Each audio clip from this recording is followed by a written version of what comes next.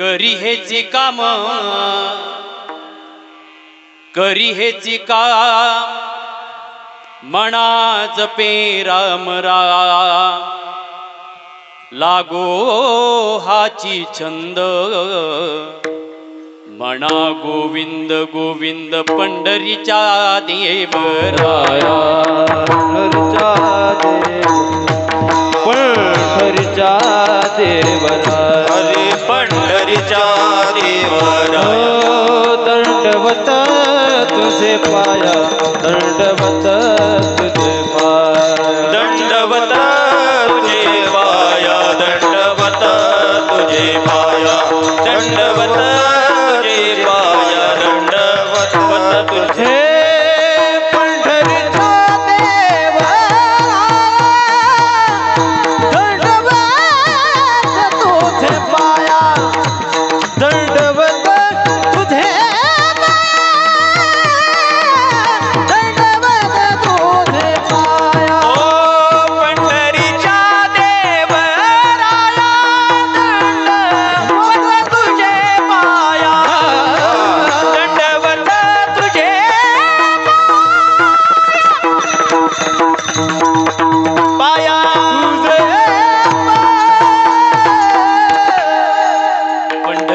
देवराया, दंडवत तुझे पाया, एक तत्वी ईश्वर नाम, तया म्हणती आत्माराम, व्यापियले मांदियाळी ग्राम, जगत कल्याणा, अंबा देवी तुझ्या पायी दैव जागल, माझ दैव जागल, दुःख सार गेलं आता माझ्या मागल, कमी कधी नाही आई दुबळ्या संसारात, खरी भक्ती आहे आई नित्य अंतरात, रोज रोज भक्तीच वेड लागल, आई वेड लागल, दुःख सार गेलं आता माझ्या मागल. सर्वांनी हात जोडायचे. भावी पूर्ण कृपा गुरु मजबरी, प्रातीत भावे तुला, वारी सर्व अरिष्ट निवून लया, सम्मोह जो जाहला, अज्ञानांधजनांसी मुक्त करुणी, शांतीपदी बैसवी, विनंती हीच असे न मागत तुझे, भक्ती तुझी ती हवी. अवधूत चिंतन श्री गुरुदेव दत्त. नमः पार्वते पते हर हर महादेव. मस्तक हे पाया बरे, मस्तक हे पाया बरे, मस्तक हे पाया बरे, कहे पायावरी या वार करी संताच्या, वार करी संताच्या, वार करे संताच्या, वार करे संताच्या, वार करे संताच्या, वार करे संताच्या.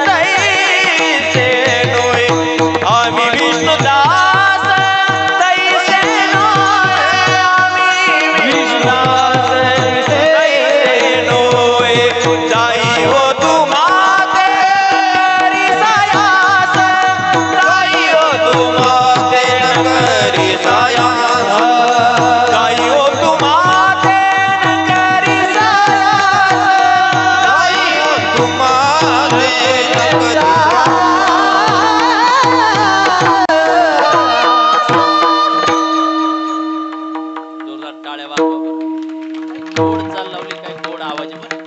आता मला असं वाटत होतं 500 रुपये घ्यावेत वळेत द्यावेत, पण खिशात हात घातला पैसेच नव्हते. फोन पे चालू आहे पण म्हणलं फोन राहू दे.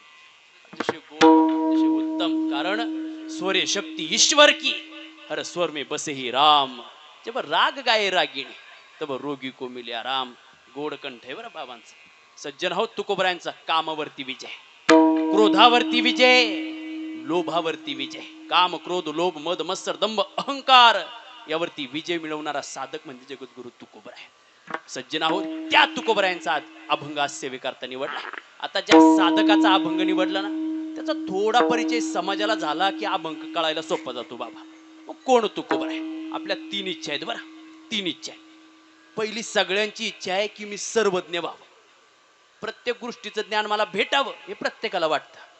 दुसरी गोष्ट, मी सर्व सुखी व्हावं, सगळे सुख मला भेटावेत हे प्रत्येकाला वाटतं. पण सर्व सुखी आज कोणी नाही. जगी सर्व सुखी असा कोण आहे? सर्व सुखी आजपर्यंत कोणी नाही. आणि तिसरी महत्वाची गोष्ट आहे बरं, तुम्ही बसेला असू द्या, मी तुमच्या पुढे कीर्तन करतोय माय, प्रत्येकाची तिसरी इच्छा आहे की मला मरण नको. प्रत्येकाला वाटतं, एखाद्याला वाटतं की मरण यावं म्हणून. अहो मरण जाऊ द्या, एखाद्याला भांडणात जर मर शब्द वापरला तरी सहन होत नाही, मरण आवडत नाही. पण सज्जन आहो, ज्या काळाची भीती आपल्याला आहे ना, तो काळ तुकोबरायांच्या घरी नांदत होता. काळ गुलाम सलाम करी तुकया घरी राबतसे. काळ गुलाम सलाम करी तुकया घरी राबतसे. काळ गुलाम सलाम करी तुकया घरी राबतसे. तुकया घरी राबतसे. तुकया घरी काळ गुलाम सलाम करी तुकया घरी राबतसे. तुकया घरी राबतसे. तुकया घरी राबतसे. राबतसे.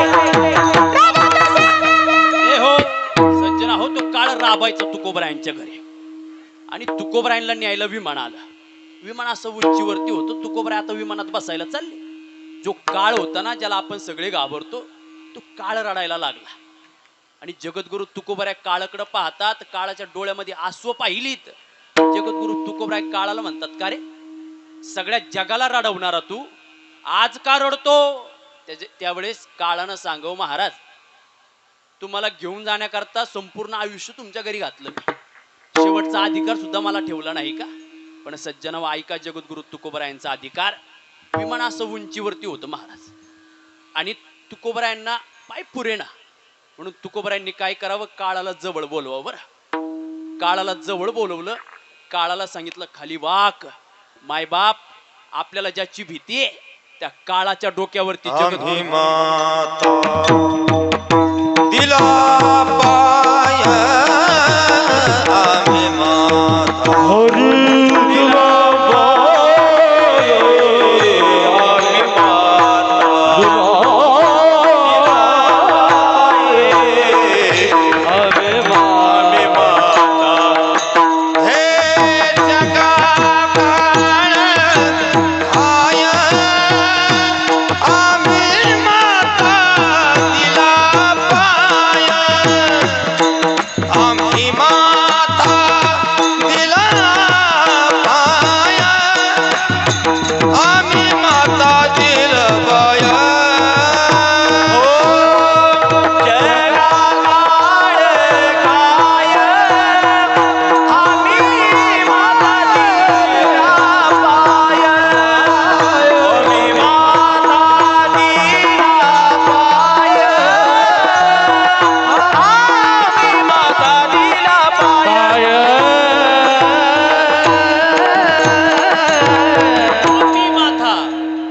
पाय. सज्जन हो, त्या तुकोबरायांचा अभंग निवडलाय बरं. आणि ते तुकोबराय आज आपल्या मनाला उपदेश करतात. आता काही अभंग जर आपण पाहिले तर जनाला उपदेश करतात बरं. ऐकरे जना तुझ्या स्वहिताच्या खुणा, हे जनाला उपदेश आहेत. पण आजच्या अभंगातून तुकोबराय मनाला उपदेश करतात बरं, मनाला उपदेश करतात. सज्जन हो, आणि मनाला सांगतात की राम राम भजन तुला करायचंय. सज्जन हो, हा प्रांत जर आपण पाहायला गेलो ना, फार पवित्र प्रांत आहे बरं. या देशाचं नाव आहे भारत. भा म्हणजे भक्ती आणि रत म्हणजे रममान. भक्तीत रममान असणारा देश जर कोणता असेल तर तो आपला भारत देश. म्हणून अनेक गीतकारांनी सुद्धा देशाचं वर्णन केलंय बरं. जहा डाल डाल पर सोने की ये चिड़िया करती है बसेरा, वो भारत देश है मेरा, वो भारत देश है मेरा. सज्जना हो, पवित्र देश आणि या देशात पवित्र ते कुळ पावन तो देश, पवित्र ते कुळ पावन तो देश, पवित्र ते कुळ पावन तो देश, पवित्र ते कुळ पावन तो देश.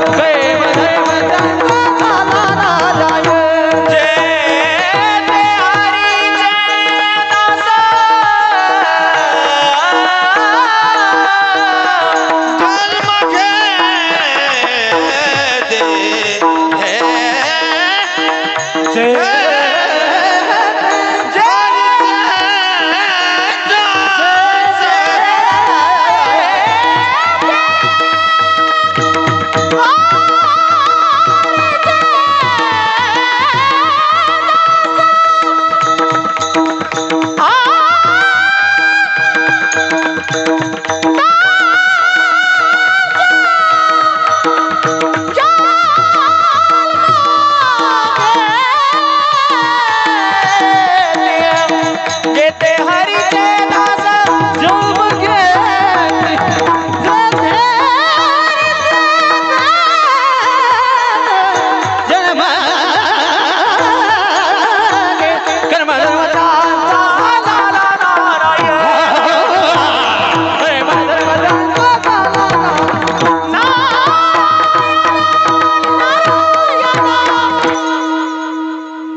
पवित्र देश बरं. माय जोरदार टाळ्या वाजवा.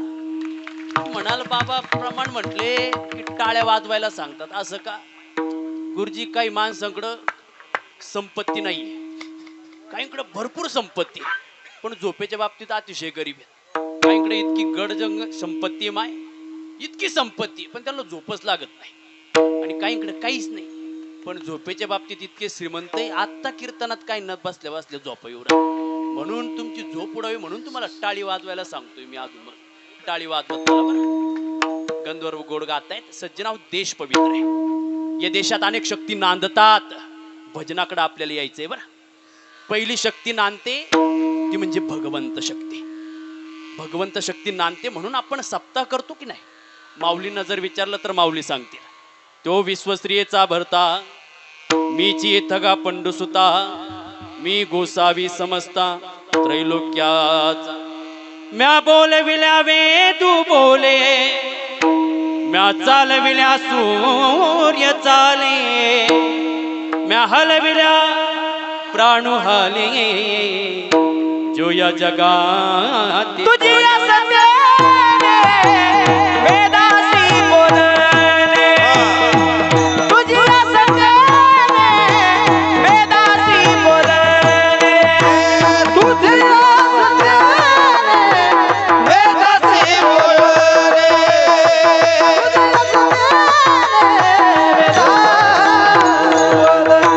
तुझी असते वेदासी बोलणे.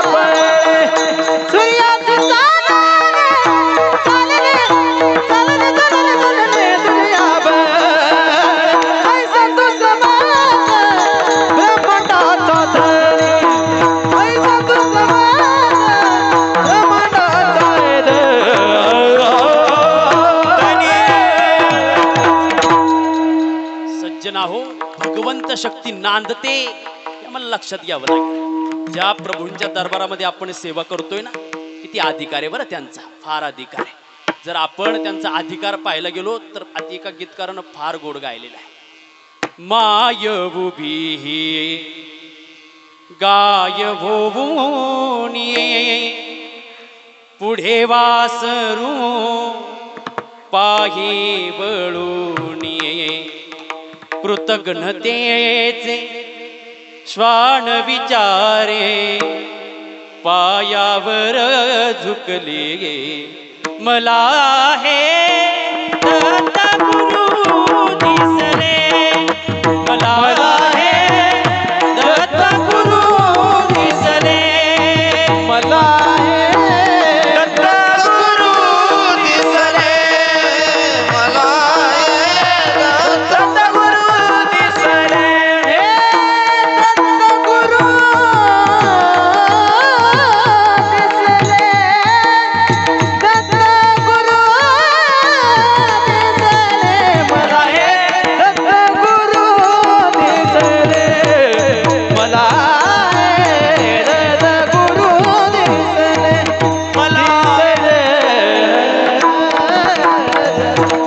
एवढा अधिकार प्रभूंचा आहे म्हणून आपण या धर्म मंडपात बसलोय बरं माय. मग किती अधिकार आहे त्यांच्या दर्शनानं, किती पाप निघून जातात. दृष्टांत सांगतो म्हणजे कळेल आणि भगवंत शक्ती तुमच्या लक्षात येईल. आपण आता मोठमोठे मोबाईल आलेत बाबा आपल्याकडे. मोबाईल घेतला, युट्यूब चालू करा आणि न्यायमूर्ती रानडे नाव टाकून बघा.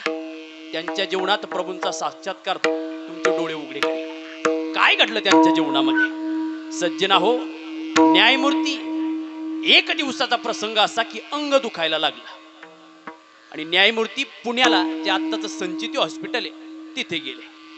डॉक्टरांनी चेक केलं तर सांगितलं न्यायमूर्ती तुम्हाला क्षयरोग झालेला आहे. क्षयरोग झालेला आहे, तुम्ही जास्तीत जास्त 6 महिने जगाल. न्यायमूर्ती घाबरले नाहीत, घरी आले न्यायमूर्ती. आणि न्यायमूर्ती रानड्यांना ज्ञानेश्वरी वाचण्याचा छंद होता. न्यायमूर्तींनी ज्ञानेश्वरी घेतली आणि एक ओवी पठणात आली. कीर्तनाचे नि नटनाचे नासेली व्यवसाय प्रायचित्ताचे ही ओवी पठण केली आणि सज्जनाऊ ग्रंथ बंद केला आणि पत्नीला आवाज दिला. पत्नी जवळ आली आणि आल्यानंतर पत्नीने विचारलं मालक आवाज देताय. न्यायमूर्तींनी सांगितलं ऐक, काल हॉस्पिटलला गेलो होतो आणि डॉक्टरांनी सांगितलं तुम्हाला क्षयरोग झालेला आहे. मी फक्त 6 महिन्याचा तुझा सोबती आहे, माफ कर, मला तुला वेळ देऊ शकलो नाही. सज्जना हो, ती रात्र इतकी भयान होती. न्यायमूर्ती रानडे झोपलेले असताना त्यांना प्रभू दत्तात्रयांचा साक्षात्कार झाला आणि प्रभूंनी सांगितलं का रे संसारात इतका व्यस्त झालास, अरे मरणारेस, ये माझ्या भेटीला. न्यायमूर्ती रानडेंनी दुसऱ्या दिवशी पिशवी भरली, पत्नीला जवळ बोलवलं आणि सांगितलं आता उर्वरित आयुष्य भगवंताच्या स्वाधीन करायचंय. आणि न्यायमूर्ती रानडे गाणगापूरला आले. भगवंत शक्ती नांदते बरं माय, नांदते भगवंत शक्ती. ऐका, या दृष्टांतातून तुमचे डोळे उघडतील. न्यायमूर्ती रानडे गाणगापूरला आले, गुरुचरित्राचं पारायण करायला सुरुवात केली.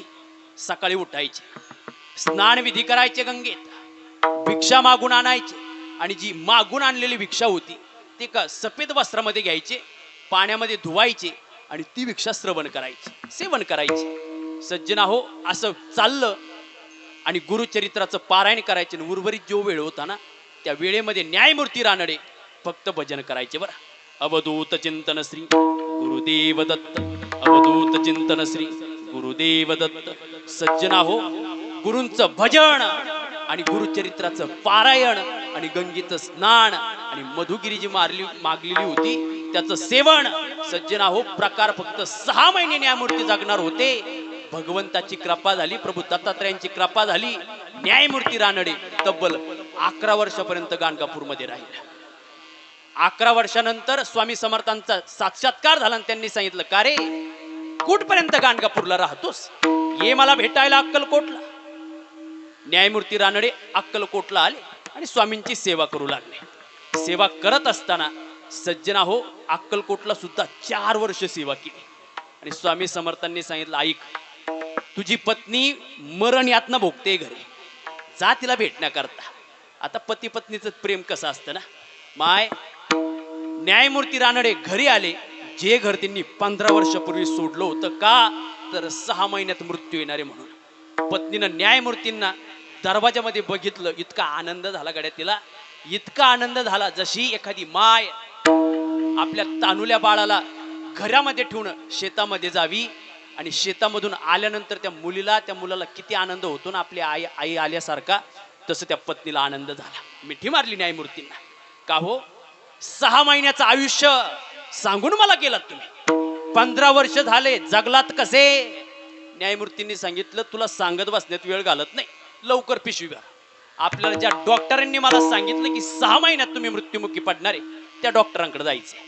दोघं पती पत्नी संचिती हॉस्पिटलला गेले आणि तिथे गेल्यानंतर डॉक्टरांनी न्यायमूर्तींना पाहिलं आणि त्याला चक्कर आली. न्यायमूर्तींनी बसवलं आणि डॉक्टर सांगत होते, न्यायमूर्ती, विज्ञान आजपर्यंत कधी खोटं ठरलं नाही. तुमचं आयुष्य फक्त 4च महिन्याचं शिल्लक राहिलं होतं, पण मी तुम्ही घाबरू नयेत म्हणून 6 महिन्याचं सांगितलं. तुम्ही जगले कसे? त्यावेळेस न्यायमूर्तींनी सांगितलं, भगवंत शक्ती नांदते बरं माय. त्यावेळेस न्यायमूर्तींनी सांगितलं, डॉक्टर ऐका, माझ्या जीवनात ज्ञानेश्वरी सारख्या ग्रंथानं प्रकाश टाकला. मी गाणगापूरला गेलो, प्रभूंची सेवा केली, मधुगिरी मागितली, ते अन्न सेवन केलं, प्रसाद पोटामध्ये गेला, गंगेत स्नान केलं आणि त्याचा परिणाम मी आजपर्यंत जिवंत सज्जना हो. 11 वर्ष गाणगापूर, 4 वर्ष अक्कलकोट आणि त्यानंतर सुद्धा 7 वर्ष न्यायमूर्ती जगले. तब्बल 21 वर्ष न्यायमूर्ती जगले. का तर भगवंत शक्ती नांदते विठाला विठा. पहिली शक्ती नांदते ती म्हणजे भगवंत शक्ती, दुसरी शक्ती नांदते ती म्हणजे धर्मशक्ती. आता सगळेच ज्ञानी माणसे, आजकाल कुणीही कीर्तनकार येतो, धर्माची व्याख्या घेऊन फिरतो तेजस महाराज. पण धर्म म्हणजे तरी काय? आपण धर्म म्हणजे तरी काय? माऊलींनी गोड धर्म सांगितलं बरं आपल्याला. येथ वडील जे जे करीती तया नाम धर्म ठेवीती, मग ये रती अनुष्ठिती सामान्य सकळ सज्जना हो. धर्माची गोड व्याख्या माऊलींनी सांगितली. काय व्याख्या आहे धर्माची? धर्मशक्ती नांदते या प्रांतात. आम्हाला माऊलींनी धर्म शिकवला. इथे आई वडील जसं वागत असतील तसं मुलं बाळांनी वागावं, हा धर्म आहे. जर आई वडीलच वाईट वागायला लागले तर मुलंही वाईट वागतात. तुम्हाला कशाला उदाहरण सांगू, आमची गुरुजी गोड उदाहरण सांगायची, विनोदानं घ्या बरं. काय झालं, एक वडील कामावरून घरी आले, पोरग खेळताना पाहिलं की त्या पोराला फक्त शिवाय द्यायचे. मूर्खा काय करतो रे दारात, हो बाजूला. मूर्खा काय करतो रे, हो बाजूला. फक्त मूर्ख शब्द तोंडामध्ये. स्वयंपाक घरीत गेले, बायकोला पाहिलं, काय केला स्वयंपाक? बायको म्हणायची, पिठलं. पिठलं? मूर्ख आहे का ग तू? तुला कळत नाही का माणूस थकून भागून येतो, पिठलं केलं? मूर्ख आहे का ग तू? हा मूर्ख शब्द त्या मुलाच्या कानावर पडून पडून पडून त्याच्या मनामध्ये बिंबला. का वडील तसं बोलत होते. एक दिवसाचा प्रसंग, वडील कामावरून आले, वडील बसलेले होते कोपऱ्यात आणि बसलेले असताना शाळेतून पोरगा आलं. आता लहान लहान पोरं बसलेले, यांना खेळायला काही जास्त लागत नाही. घरामध्ये 1-2 रिकाम्या काड्याच्या पेट्या पडलेल्या होत्या. बाबा त्या मुलानं काड्याच्या पेट्या घेतल्या, एकाला एक जॉईंट केल्या आणि पोरगा आगिंगाडी खेळायला लागला. पण पोरगा आगिंगाडी खेळताना म्हणत होतं, ज्या मूर्खांना गाडीत बसायचं त्यांनी लवकर गाडीत बसा, ज्या मूर्खांना गाडीतून खाली उतरायचं त्यांनी लवकर खाली उतरा. हे ऐकलं बापानं. आता बापाच्या तोंडामध्ये हे शब्द भिजू घातलेले. तो बाप जवळ गेला, पोराला धरलं, बाजूला आणलं, 2 काना खाली मारल्या. अशाच मारल्या. मारल्यानंतर ते पोरग कोपऱ्यात गेलं घराच्या, 2 तास रडत बसला. आता रडल्यानंतर पोरांना काय त्याचं रडणं झालं, ते पुन्हा जिथं गाडी खेळत होतं ना तिथं आलं. बापाला वाटलं आता तरी बदल झाला असेल याच्यात, म्हणून ते पोरग गाडी खेळायला लागलं. बाप बघत होता, पण पोरग खेळताना म्हणत होतं, ज्या मूर्खांना गाडीत बसायचं त्यांनी लवकर गाडीत बसा, ज्या मूर्खांना गाडीतून खाली उतरायचं त्यांनी लवकर खाली उतरा. आत्ताच एका मूर्खामुळं गाडी 2 तास लेट झालेली. का? मग ये रते अनुष्ठिती सामान्य सकळ. म्हणून सज्जनाव, धर्म वाचला पाहिजे बरं. मग जर धर्म वाचला नाही तर काय होईल?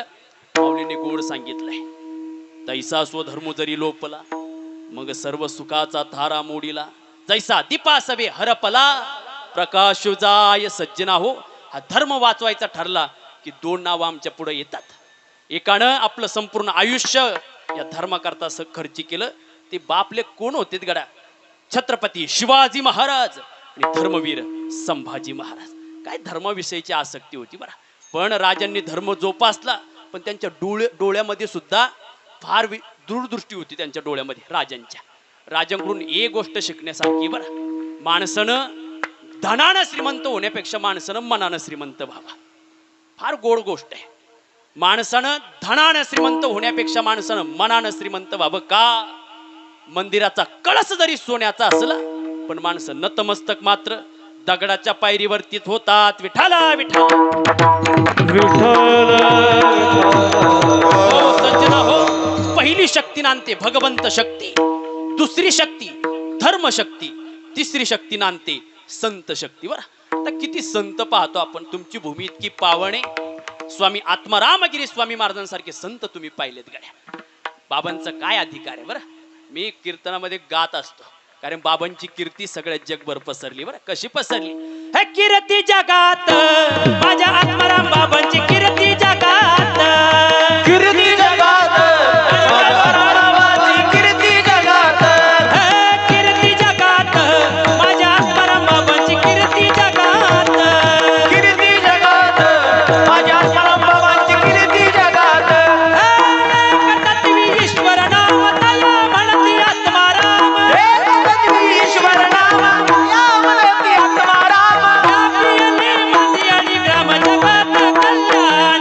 कीर्ती जगात माझ्या आत्माराम बाबांची कीर्ती जगात, कीर्ती जगात माझ्या आत्मारामाची कीर्ती जगात, कीर्ती जगात माझ्या आत्माराम बाबांची कीर्ती जगात.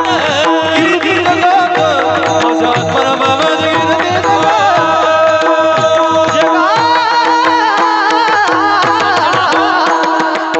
भगवंत शक्ती नांदते, धर्म शक्ती नांदते, तिसरी शक्ती संत शक्ती नांदते. मग संतांचं अंतकरण कसं आहे?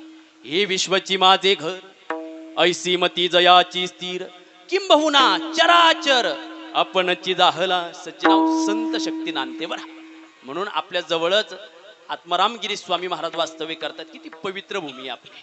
फार संत झालेत या मातीमध्ये पण सज्जनाव संतांनी या देशाचं भवितव्य वाढवलं. बरं घडवलं म्हणून संत शक्ती नांदते. आता आल्यानंतर मी दर्शन घेतलं. अतिशय गोड मूर्ती मंदिरामध्ये पाहिल्यात. बरं प्रभूंची मूर्ती पाहिली आणि त्याच्या बाजूला मच्छिंद्रनाथांची गोड मूर्ती पाहिली. त्यांनी या जगाचा उद्धार व्हावा म्हणून आपलं सर्वस्व अर्पण केलं. बरं जगाच्या कल्याण संतांच्या विभूती. सज्जना जगाचं कल्याण होण्याकरता हे संत महंत इथे आले. आता मी अनेकदा कीर्तनामध्ये बाबा गात असतो. या संत महंतांनी जगाचं कल्याण करत असताना फार आपलं जीवन खर्ची केलं. बरं उधरायाले दिन जना, उधरायाले दिन जना,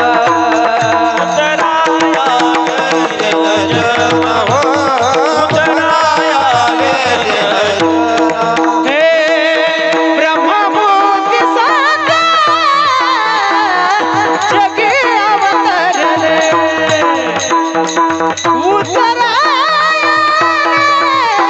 उधरायाले दिन जना. हो ब्रह्ममूर्ती साता जगी अवतरले, उधरायाले दिन जना. जगाचं कल्याण करण्याकरता संत मंडळी आलीत. बरं म्हणून एक वाक्य आज कीर्तनातून घेऊन जा. माय एखादा साधू जर तुमच्या गावात आला ना त्या साधूच्या दर्शन घेण्याकरता त्याच्या चरणाशी लीन होत जा. बरं तू म्हणाल का बाबा का साधूचं दर्शन घ्यायचं? साधू आपल्यासारखी वस्त्र घालत नाही. साधूच्या अंगावरती भगवे वस्त्र असतात. का? भावनारहित, गर्वरहित आणि वासनारहित वस्त्र साधू वापरतो. गुरुजी फिरतो आपण कार्यक्रमाला. आपलं जीवन आणि साधूचं जीवन फार फरक आहे. बरं आपल्याला जर काटा भरला ना घरचे पाय आपल्या हातात घेतील आणि काटा काढतील. पण साधूला जर काटा भरला ना माय त्या भगवंताशिवाय कोणी नाही बरं काढायला. साधू जीवन फार त्रासाचं जीवन आहे. म्हणून सज्जन आहो संत शक्ती नांदताना आपण पाहतो. ज्या मच्छिंद्रनाथांची मूर्ती आपण पाहतो दर्शन घेतो. काय अधिकार होता त्यांचा. बरं मी गात असतो. हे दादा गुरु मच्छिंद्रनाथ त्या गर्भगिरी पर्वतात त्यांची भाषाच आहे निराळी, त्यांची भाषाच आहे निराळी. हे बंगाली बंगाली रे बाबा बोलतो बंगाली, बंगाली बंगाली रे बाबा बोलतो बंगाली, बंगाली बंगाली बाबा बोलतो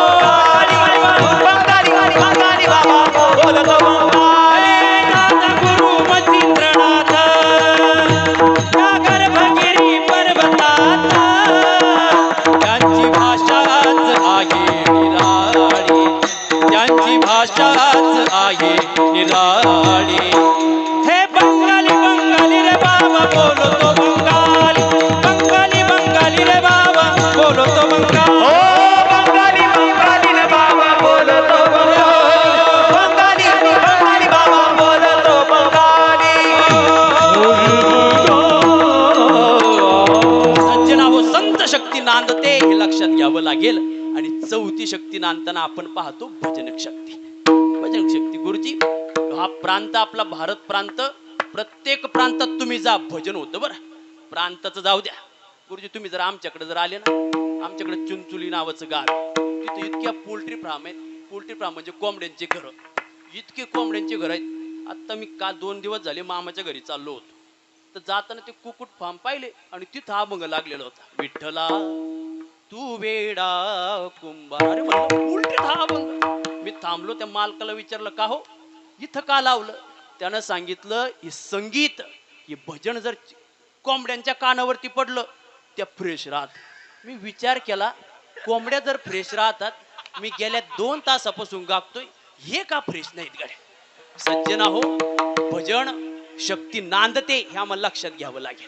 माणसानं सुख आलं तरी भजन करावं, माणसानं सुखात सुद्धा भजन करावं आणि माणसानं दुःखात सुद्धा काय भजन करावं. चाळावे ते काय थोरपण.